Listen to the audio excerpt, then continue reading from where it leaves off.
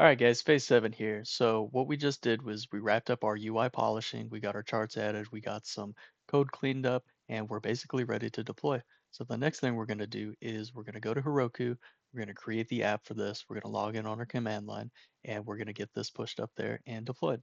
So the first thing we're going to do is let's create a new app, and we'll call it Expense Tracker Pro,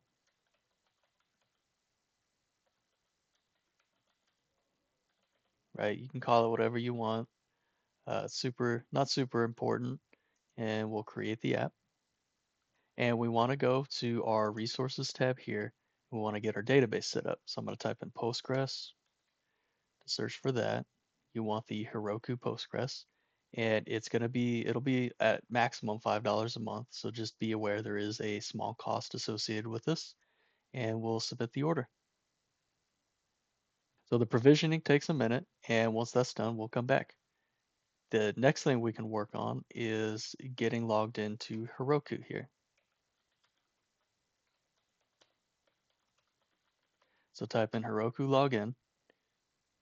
And if you don't have the command line or you're not even at this point to where you've got Heroku set up, there's a few videos you can follow here to get into parity with what we have as far as our development environment goes.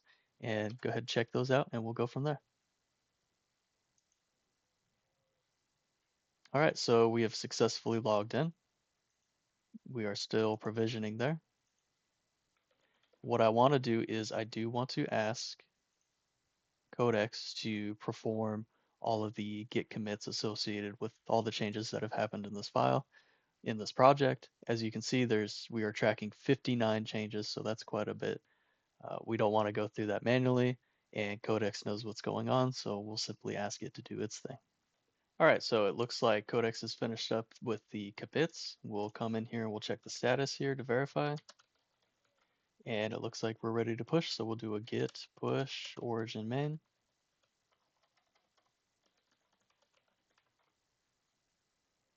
All right, looking good. So the next thing we need to do is list out the variables that we need to supply to Heroku, so that way it'll inject that into our code during runtime and we have the proper database references and everything like that, right? So we want node environment, set that to production. We also want our JSON web token secret, so JWT secret. And you can set this to anything. It doesn't have to be anything crazy, right? Just going to use some random letters there. We need our database URI or URL, and this is where we'll pull the database URI from Heroku.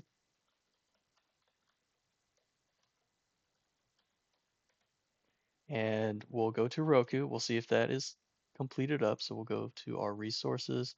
It looks like that's done. So select the database, go to credentials, click the little pin, and then you can copy the URI here and just paste it. There we go, easy peasy. The next thing is our core's origin, and it originates from our application in Heroku. So we'll put in this URL.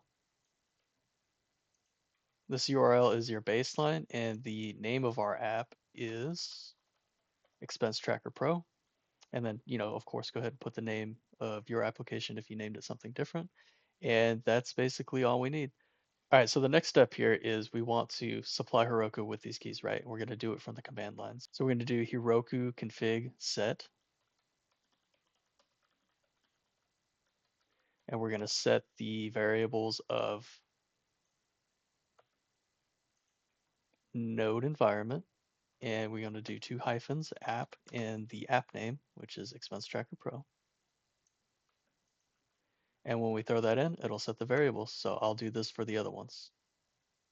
All right, so I've got that all set up, and what we can do here, instead of opening another screen, you can come over here, right click, and we can open an integrated terminal, and it'll just be like we've got this terminal up right here.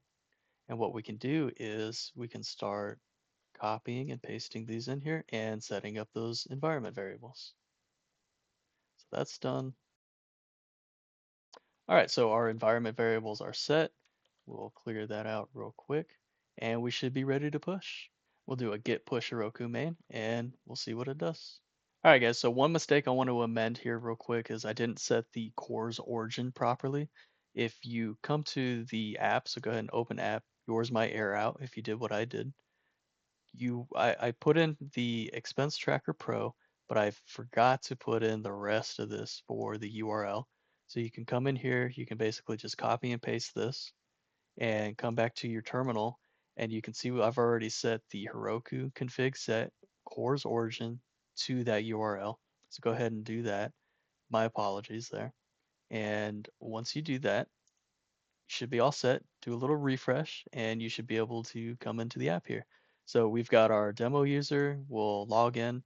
So it just normally populates with this, right? But the database that we have in Heroku, it hasn't been seeded. We don't have any information in it. So you can go ahead and register a user and do all that good stuff. All right, so once you have those variables amended here, we can come back into Heroku, we can open the app. So everything looks good, should be at this point. And what will happen is we can go to the register part and we can register a user, but there's going to be an error. The error is because we don't have any database tables set up. We don't have anything seeded or schemas applied to this database, right? It's only applied right now to our local database. So we can come back into our terminal here and we can apply something like this. Basically, the scripts that we ran to build the schema and seed the local database, we can do in Heroku as well. So we can do a Heroku run, and then we'll run the npm job, and we'll point it at our application. So we'll go ahead and hit enter. And that looks like it took. So we'll do the seed as well. So that way we've got a baseline bit of data in our database. All right, so that went well. We'll come back to our application. We'll do a little refresh. And let's go to the login. We should be able to log in with our demo user. And there we are. We are logged in and looking good. And so there you have it, guys. There's a few things you can do, of course, to build upon and improve this application. There's probably a million things that you can do, right? The first thing I would do personally is add a dark mode and light mode toggle here, so that way the screen's not super bright. So that's all I got for this one, guys. I appreciate you sticking around and building this with me. I hope this was helpful and you learned something from it. You know, we basically started from nothing and now we have a deployed app that anybody can come to, go to this URL, check out. We can register, we can create users, and the data is scoped to the user.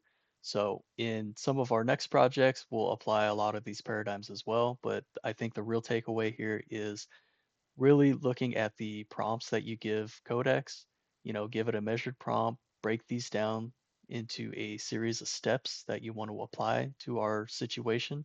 I hope this was helpful. If it was, please give it a like. If you have any critiques, please leave a comment. I would super appreciate that. And I'll catch you guys in the next one. See ya.